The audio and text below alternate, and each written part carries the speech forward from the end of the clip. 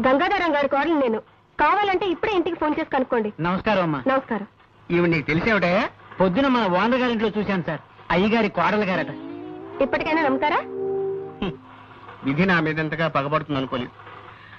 మీ coffee cool drinks ఏమైనా తెప్పించమంటారా? వద్దులేండి. ఈ మధ్యన నేను కొత్త గేయం రాశాను, వినిపిస్తాను వినండి. గేయమా? వినిపించి గాయం చేయండి. తప్పదు కదా. నేను కవిని కానన్నవాణ్ణి కత్తితో పొడుస్తా.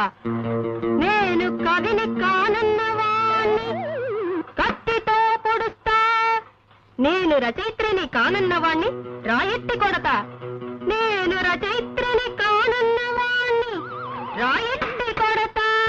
ఉంది. నీ కవిత్వం వింటుంటే నా స్వేదరంధ్రాలన్నిట్లోనూ సూదులు గుచ్చుతున్నంత సంబరంగా ఉంది. నర్నరాలన్నిటికీ నిప్పెట్టినంత ఆనందంగా ఉంది. మా మామగారితో చెప్తాను, వచ్చే వారం పత్రికలో ఈ గేయం వేయాలి. అలాగేనమ్మా. రాజే తలుచుకుంటే దెబ్బలకు కొదవా. ఇన్నాళ్ళు ఈ వారపత్రికని నా సొంత పుత్రికలా చూసుకున్నాను. ఇక్కడి నుంచి ఈ వారపత్రికని వారపుత్రికలా తయారు చేస్తాను. తప్పుతుందే? ఈ పదార్థం గురించి వంట వార్త వేయాలి.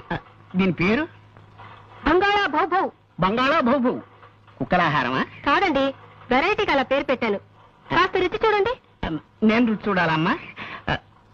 అలాగేనమ్మా. గంగాధరం గారి కోడలు